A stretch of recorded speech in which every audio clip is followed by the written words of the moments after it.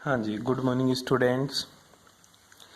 दो किरेल केंद्र युक्त यौगिकों में प्रकाशिक समायोता मतलब ऐसे कंपाउंड्स जिनमें दो कायरल सेंटर हो वो किस तरह से ऑप्टिकली एक्टिव होते हैं, इस चीज को अपन सीखेंगे आज।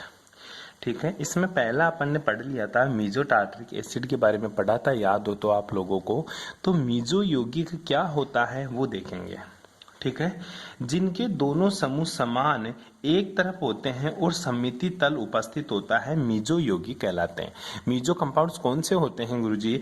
ऐसे कंपाउंड्स जिनमें दोनों OH ग्रुप एक तरफ हो तथा जिसके बीच में एक प्लेन ऑफ सिमेट्री हो। ठीक है, ऐसे कंपाउंड्स हमेशा मीजो कंपाउंड्स कहलाते हैं। इन मीजो कंपाउंड्स की अगर तू मिरर इमेज बनाएगा तो तेरे को इस तरह का कंपाउंड्स मिलेगा। इसको तू इसके ऊपर रखेगा तो एक दूसरे के ऊपर सुपर इम्पोज भी नहीं होते, फिर भी ये कंपाउंड क्या होते तेरे? ऑप्टिकली एक्टिव होते हैं। क्या होंगे बेटा? ऑप्टिकली इनएक्टिव होते हैं। सॉरी, ऑप्टिकली इनएक्टिव होने का राज इनका यही है क्योंकि इसके अंदर प्लेन ऑफ सिमेट्री प्रेजेंट होती है। नेक्स्ट देख, ये जो तेरा टार्ट्रिक एसिड होता है इसमें एक कायरल कार्बन के प्रकाशिक गुण दूसरे कायरल कार्बन के प्रकाशिक गुण के विपरीत मतलब अपोजिट डायरेक्शन में होने के कारण हाँ देख, दो कायरल सेंटर हैं। ठीक है, उसके बाद में इसमें दो कायरल सेंटर होने के बाद में इसमें प्लेन लग जाता है, इसकी वजह से तेरा ऑप्टिकली इनएक्टिव हो जाता है। ठीक है, तो ऊपर वाला जितना ऑप्टिकली एक्टिविटी जनरेट करता है ना, नीचे वाला कायरल सेंटर उतना ही अपोजिट डायरेक्शन में ऑप्टिकली एक्टिविटी जनरेट करता है, इसलिए इन दोनों की ऑप्टिकली एक्टिविटी खत्म हो जाती है। बैठ के बात समझ में? ये चीज ध्यान रखनी है आप लोगों को। अब आता है इसके अंदर कि सर त्रिविम समावयवों की संख्या कैसे निकालें। अपने ये टॉपिक नहीं है बेटा कि कितने त्रिविम समावयवी बनते हैं, बस अगर तेरे को फिर भी पूछ ले कि कितने इसके ऑप्टिकली आइसोमर बनेंगे तो 2n इसका फॉर्मूला होता है। क्या होता है? 2n, और जहां पे n क्या होता है? Number of chiral carbon. ठीक है, ये ध्यान रखना है तेरे को। अब क्वेश्चन ये बनता अपना, मीजो कंपाउंड्स और रेसेमिक मिक्सर में क्या डिफरेंस होता है। मीजो कंपाउंड एक ही कंपाउंड्स के अंदर देखने को मिला, रेसेमिक मिक्सर दो अलग अलग होते हैं, जैसे तेरा डी रूप और एल रूप। अगर इन दोनों फॉर्म को एक साथ मिक्स कर दूं तो ये मेरा रेसेमिक मिक्सर बनेगा। और टार्ट्रिक एसिड देखा आपने, वो तेरा मीजो होता है। ठीक है, ध्यान से देखना डिफरेंस। इसमें एक ही यौगिक होता है, जैसे मीजो टार्ट्रिक एसिड, इसमें दो कायरल सेंटर होते हैं, बीच में प्लेन होता है। ऊपर वाला कायरल कार्बन जितना ऑप्टिकली एक्टिविटी जनरेट करता है, नीचे वाला अपोजिट डायरेक्शन में उतनी ही ऑप्टिकली एक्टिविटी को कैंसिल कर देता है, इसलिए ये एक ही यौगिक में देखने को मिलता है। इसमें दो यौगिक, एक तो डी रूप और एल रूप का समान भाग मिक्सचर होता है, दो अलग अलग यौगिक मिलेंगे। इसमें सममिति तल उपस्थित होता है, इसमें अनुपस्थित होता है। इसमें सिमेट्रिक सेंटर ऑफ सिमेट्री मतलब प्लेन ऑफ सिमेट्री होता है, इसमें प्लेन ऑफ सिमेट्री एब्सेंट होती है।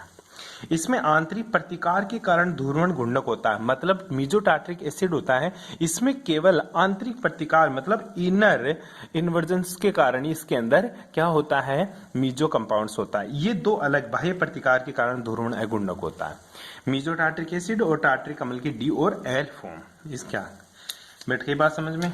नेक्स्ट देखते हैं कौन सा टॉपिक है अपना, त्रिविम जीनी सेंटर। इंग्लिश में क्या बोलेंगे इसको? स्टेरियोजेनिक सेंटर। क्या है बेटा?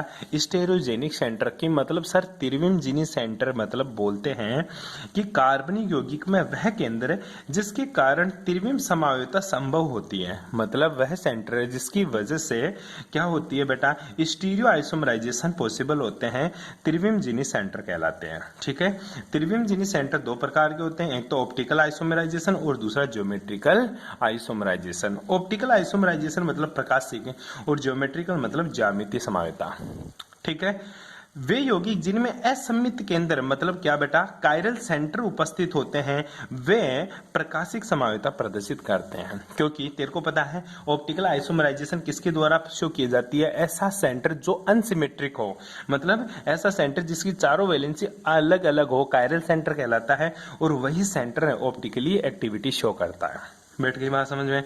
ये कीरेल केंद्र या कायरल कार्बन परमाणु वाले त्रिविमजिनी सेंटर कहलाते हैं। नेक्स्ट देखें ज्योमेट्रिकल आइसोमराइजेशन। जिन यौगिकों में सी डबल बॉन्ड सी मतलब डबल बॉन्डेड पाया जाता है, ठीक है, बंध उपस्थित होता है, वो द्विबंध पर प्रतिबिंब ध्रुवण गुणक के कारण ज्यामिति समावेता मतलब ज्योमेट्रिकल आइसोमरिज्म शो करता है और ये यौगिक द्विबिंब भी त्रिविमजिनी सेंटर कहलाते हैं। बैठ गई बात समझ में। ये तेरा डबल बॉन्ड वाला ज्योमेट्रिकल सेंटर कहलाता है और ये तेरा स्टीरियो सेंटर ये ऑप्टिकल सेंटर कहलाता है और दोनों क्या कहलाते हैं तेरे ऑप्टिकल सेंटर कहलाते हैं। तेरे को पता है ऑप्टिकल आइसोमराइजेशन, ऑप्टिकल जो सेंटर होंगे ये दोनों का एडिशन होता है ज्योमेट्रिकल सेंटर का प्लस स्टीरियो सेंटर का, ठीक है। ये तेरे को ध्यान में स्टीरियो सेंटर बराबर होता है geometrical centre plus optical centre. बैठ गई बात समझ में। दोनों का एडिशन होता है क्योंकि जो स्टीरियो आइसोमराइजेशन होती है वो दो टाइप की होती है, ऑप्टिकल आइसोमराइजेशन और ज्योमेट्रिकल आइसोमराइजेशन। बैठ गई बात समझ में। बस ये बात आप लोगों को ध्यान में रखनी है छोटी छोटी। आगे देख दो असमान किरेल केंद्र युक्त यौगिकों में प्रकाशिक समावेता मतलब दो अनसिमेट्रिकल कायरल सेंटर मिलेंगे आपको, उसमें ऑप्टिकल एक्टिविटी कैसे मिलती है वो देखते हैं। बेटी बात समझ में। इसको विविरम समावेता मतलब बोलते हैं बेटा डाइस्टीरियोमर आइसोमराइजेशन, आइसोमेराइजेशन, ठीक है। तो डायस्टीरियोमर क्या होता है गुरुजी, ध्यान देना बेटा, ऐसे स्टीरियो सेंटर जो जिनकी मिरर इमेज ही पॉसिबल ना हो डायस्टीरियोमर कहलाते हैं, मतलब जिनके दर्पण प्रतिबिंब ना बने वो क्या कहलाते हैं मेरे डायस्टीरियोमर। देखते हैं वे त्रिविम समावेता जो एक दूसरे के दर्पण प्रतिबिंब नहीं होते हैं क्या कहलाते हैं गुरुजी, विविरम समावेवी मीन्स डायस्टीरियोमर आइसोमर कहलाते हैं। इस प्रकार के प्रकाशिक अप्रतिबिंबी रूपों के मध्य जो संबंध होता है उसको विविरम समावेता कहते हैं। मतलब ऐसे कंपाउंड्स जिनके बीच में कोई मिरर इमेज वाला रिलेशन ना हो क्या कहलाते हैं, डायस्टीरियोमर कहलाते हैं। बैठ गई बात समझ में। अब देखते हैं जैसे ये मेरा है, इसका ये मिरर इमेज है, मिरर इमेज है तो ये एनेंशियोमर है मतलब प्रतिबिंब समावेवी है, ठीक है। ये है इसका मिरर इमेज ये है तो गुरुजी ये दोनों भी एनेंशियोमर है, ठीक है। ये दोनों भी क्या है बेटा, एनेंशियोमर है, ये दोनों भी क्या है, एनेंशियोमर मतलब प्रतिबिंब रूप है। लेकिन ये इसका कोई रूप नहीं है, ये इसका मिरर इमेज नहीं है तो ये क्या है बेटा, विविरम है। क्या है, विविरम मतलब डायस्टीरियोमर है। दूसरा ये है ना, ये इसके साथ भी कोई रिलेशन नहीं है तो ये भी क्या हो जाएगा, विविरम समावेवी हो जाएगा। क्या हो जाएगा बेटा, विविरम समावेवी हो जाएगा। मतलब एक दूसरे की मिरर इमेज नहीं होनी चाहिए, वो क्या कहलाते हैं, एक दूसरे के मिरर इमेज। अब आता तेरा एरिथ्रियो और थ्रियोफॉर्म, ठीक है। इंग्लिश में भी इसको एरिथ्रियो और थ्रियोफॉर्म बोलते हैं, एरिथ्रियो और थ्रियो, ठीक है। एरिथ्रियो और थ्रियोफॉर्म होती क्या है वो देखे एक बार के लिए। एरिथ्रियो का मतलब बेटा एक तरफ और थ्रियो का मतलब है अपोजिट साइड। एरिथ्रियो का मतलब एक तरफ मतलब समान ग्रुप अगर एक तरफ है तो वो एरिथ्रियो कहलाएंगे, अगर समान ग्रुप अलग अलग साइड है तो वो क्या कहलाएंगे मेरे, थ्रियोफॉर्म कहलाएंगे। फॉर एग्जांपल मैं बात करूं जैसे ये मेरे पास COOH है, यहाँ पे CH2 C2H5OH है, ठीक है। अगर ये OH दोनों समान ग्रुप एक साइड है तो ये एरिथ्रियो है। कौन सा है, एरिथ्रियो। अगर ध्यान दे बेटा इसी को मैं ऐसे बना दूं, OH इधर OH इधर, दूसरा एक H इधर एक H इधर और ये COOH हो गया और ये C2H5 तो ये मेरा थ्रियो हो जाएगा।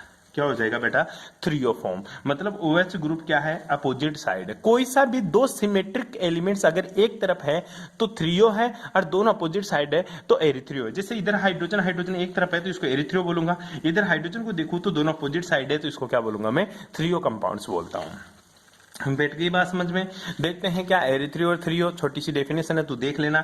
ये नामकरण जिन यौगिकों की दिशा, ठीक है, फालतू की बातें लिखी हुई है, मोटी चीज देखते हैं। देखो ये दोनों Br ग्रुप एक तरफ है तो इसको एरिथ्रियो बोला और ये Br ग्रुप अपोजिट साइड है तो इसको क्या बोल दिया इसने, थ्रियो बोल दिया।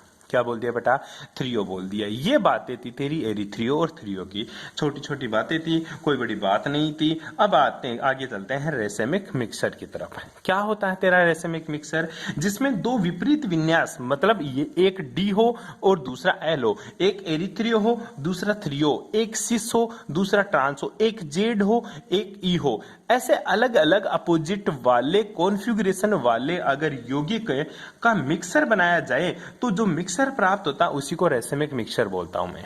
ठीक है, रेसेमिक मिक्सर दो प्रकार का होता है, या तो पूर्ण रेसेमिक मिक्सर होगा या आंशिक होगा, या तो फुल्ली रेसेमिक मिक्सर होगा, मतलब 50% डी है तो 50% एल है, तो उसको क्या मैं बोलूंगा, फुल्ली रेसेमिक मिक्सचर। आंशिक रेसेमिक मिक्सचर का मतलब होता है बेटा, अगर 80% डी है और 20% एल है तो उस मिक्सर में तेरे को किसकी मात्रा, डी की मात्रा ज्यादा मिलेगी, तो उसको मैं आंशिक मतलब पार्शियली रेसेमिक मिक्सचर बोलूंगा। डेफिनेशन सुन ले, पूर्ण रेसेमिक मिक्सचर, जब कोई रेसेमिक मिक्सचर में कोई ध्रुवण गुणक रेसेमिक मिक्सचर में अपनी ध्रुवण गुणक अपनी संपूर्ण ध्रुवणता नष्ट कर दे। कब नष्ट करेगा, जब दोनों बराबर हो जाए, तो ऐसा मिक्सर संपूर्ण या पूर्ण रेसेमिक मिक्सर कहलाता है।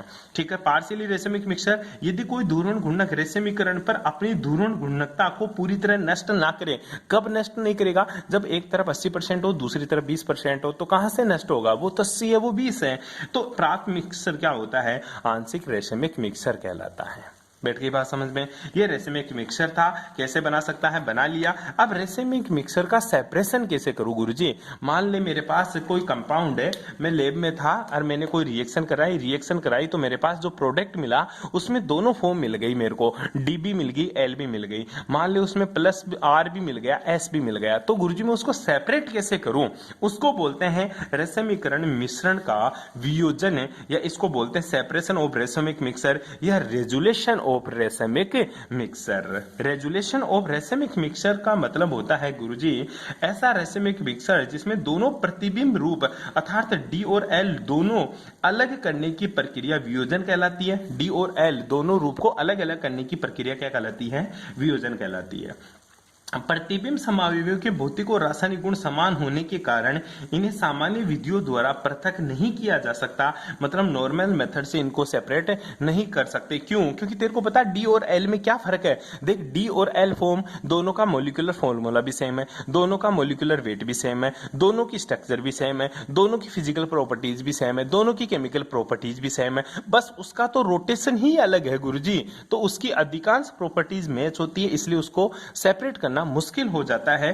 तो इसको अलग अलग करने के लिए बहुत सारी विधियां हैं। पहली जो विधि है यांत्रिक विधि, यांत्रिक विधि को इंग्लिश में बोलते हैं बेटा मैकेनिकल मेथड। क्या बोलेगा, मैकेनिकल मेथड। इसमें क्या होता है, यह विधि इस सिद्धांत पर आधारित होती है कि किसी यौगिक के दोनों प्रतिबिंब रूप भिन्न भिन्न क्रिस्टलों में पाए जाए। मान ले तूने क्रिस्टल बना लिया लैब के अंदर जाकर और तेरे को दो अलग अलग टाइप का क्रिस्टल मिला, एक गहरे लाल रंग का मिला तो दूसरा तेरे को हरे रंग का मिला, तो तू दोनों को लाल को अलग कर लेगा, हरे को अलग कर लेगा। ये यांत्रिक मेथड है। यांत्रिक मेथड का मतलब मैकेनिकल मेथड, तू खुद जाके सेपरेट करे अपने हाथों से, ठीक है, उसको यांत्रिक विधि बोलते हैं। ठीक है, इन दोनों रूप को आकार अलग अलग होने के कारण क्रिस्टल को चुन चुन कर तू क्या कर लेगा, पृथक कर लेगा, मतलब उठा उठा के अलग अलग कर लेगा। भाई आज आ रही है बात समझ में।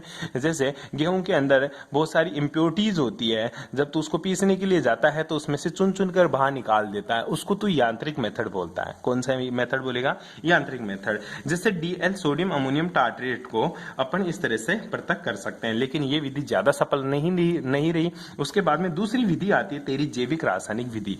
जैविक रासायनिक विधि को बोलते हैं बेटा बायोकेमिकल मेथड। क्या बोलेंगे इसको, बायोकेमिकल मेथड। अब बायोकेमिकल मेथड में होता क्या है, जैसे छोटी सी बात बताऊं तेरे को, तेरे पास दो कंपाउंड का मिक्सर है, उसमें मैंने कोई ऐसा जीवाणु विषाणु या वायरस छोड़ दिया जिसमें से वो एक चीज को खा जाए पूरे को, तो दूसरा चीज अपने आप ही बच जाएगा। इसी मेथड को क्या बोलेंगे अपन, जैविक रासायनिक विधि। सुन ले, इस विधि में सूक्ष्म जीवों का जीवाणु का एक रेसिमिक मिक्सर के विलयन में मिलाने पर यह एक रूप को चयनात्मक रूप से, मतलब क्या, सेलेक्टिवली एक फॉर्म को क्या कर देंगे, नष्ट कर देंगे, डिस्टोर्ड कर देते हैं, तो दूसरा मिक्सर तेरे को प्राप्त हो जाता है। जैसे पेनिसिलियम ग्लाइकोल, ठीक है, ग्लूकोन में पेनिसिलियम ग्लूकोन कवक को अमोनियम टार्ट्रेट के रेसेमिक मिक्सर में वृद्धि करने के लिए दिया जाता है। यह अमोनियम टार्ट्रेट के डी रूप को तो खा जाता है और एल रूप को छोड़ देता है, जिससे तेरा क्रिस्टल पृथक हो जाता है। पर इसके नुकसान क्या हुआ गुरुजी, एक ग्रुप को तो वो हमेशा हमेशा के लिए खा गया, मेरे को तो एक ही मिला, मेहनत तो आधी मिली मेरे को, तो ये विधि भी ज्यादा नहीं चली तेरी। उसके बाद में तीसरा जो मेथड आता है, इसकी विधि के सीमाएं देख ले, ठीक है, क्वेश्चन पूछ लेता है जैविक विधि की क्या क्या सीमाएं। पहला, सूक्ष्म जीवों का निर्धारण करना कठिन है। मैंने प्रोडक्ट तो बना लिया, अब मेरे को यही नहीं पता चल रहा गुरुजी कौन सा जीवाणु एक को खाएगा और कौन सा दो को खाएगा। मान ले तू छोड़ दिया और दोनों को खा जाए तो तेरा तो काम खराब हो गया, ठीक है। तो ये एक कठिन कार्य है कि सूक्ष्म जीवों का निर्धारण कैसे करूं, ठीक है। दूसरा, इस विधि में एक प्रतिबिंब रूप हमेशा के लिए नष्ट हो जाता है और अपन को एक ही प्रतिबिंब रूप प्राप्त होता है, मतलब एक चीज तो खत्म हो गई, एक ही चीज मिली। इस विधि में रेसेमिक मिक्सर का तनु विलयन उपयोग में लेते हैं। ध्यान रखिए बेटा, जब ये काम कराया जाता है तो उसको बहुत ही ज्यादा डाइल्यूट किया जाता है, और बहुत ज्यादा डाइल्यूट करेगा तो ध्यान रखना उसकी मात्रा क्या हो जाती है, कम हो जाती है। बेटे की बात समझ, जैसे चीनी के अंदर तो पानी डाल देगा, उसको डाइल्यूट कर देगा तो चीनी की क्वांटिटी कम हो जाती है, इस तरह से उसको डाइल्यूट करने से उसकी क्वांटिटी कम हो जाती है। थर्ड मेथड है बेटा रासायनिक विधि, लवण निर्माण विधि। लवण निर्माण विधि का मतलब है गुरुजी जो मैंने प्रोडक्ट मिलाया, मान ले उसमें डी फॉर्म एसिडिक नेचर का है, ठीक है, डी फॉर्म क्या है, एसिडिक नेचर का, और बी एल फॉर्म गुरुजी कोई भी नेचर नहीं है, न्यूट्रल है। तो मैं एसिडिक नेचर का जो डी फॉर्म है ना, उसके अंदर गुरुजी मैं बेस मिला देता हूं, तो वो डी के साथ रिएक्शन करके लवण बना लेगा और वो अलग हो जाएगा मेरा। मैं लवण को पृथक कर लूंगा, साल्ट को अलग कर लूंगा। इस तरह से तू रासायनिक विधि का उपयोग कर सकता है। बैठ गई बात समझ में। आगे आती है तेरी वर्ण लेखनी विधि। वर्ण लेखनी विधि को इंग्लिश में बोलते हैं बेटा क्रोमेटोग्राफी मेथड। क्या बोलते हैं, क्रोमेटोग्राफी मेथड। लैब के अंदर तूने ब्यूरेट स्टैंड देखा है, क्या देखा है, ब्यूरेट स्टैंड। अब ब्यूरेट स्टैंड के अंदर अपन रेजिन डाल देते हैं, क्या डालेंगे उसमें, रेजिन। रेजिन डाल के जो तूने प्रोडक्ट बनाया उसका मिक्सचर पानी के साथ मिलाकर उसमें डाल देंगे। तो रेजिन क्या करती है बेटा, एक फोम को तो सोख लेती है और दूसरी फोम को पृथक कर देती है, नीचे निकल जाता है पानी के साथ। ब्यूरेट को खोल देंगे तो बैठ गई बात समझ में। तो रेजिन के अंदर एक फोम रह गई और दूसरा फोम अपने बीकर में आ जाता है। तो ये सबसे अच्छा मेथड है क्रोमेटोग्राफी मेथड। इसमें दोनों फोम मिल जाता है, फिर रेजिन को सुखाकर अपन दूसरा फोम अलग कर लेते हैं। तो दोनों फोम तो इस तरीके से क्या कर सकता है, अलग कर सकता है। बैठ गई बात समझ में। ये 3-4 मेथड थे तेरे, जिनमें से वर्ण लेखनी विधि क्रोमेटोग्राफी मेथड सबसे बेस्ट था। थ्योरी तू पढ़ लेना मेरे भाई, ठीक है। बाकी की बातें करेंगे नेक्स्ट क्लास में। Thanks for cooperation.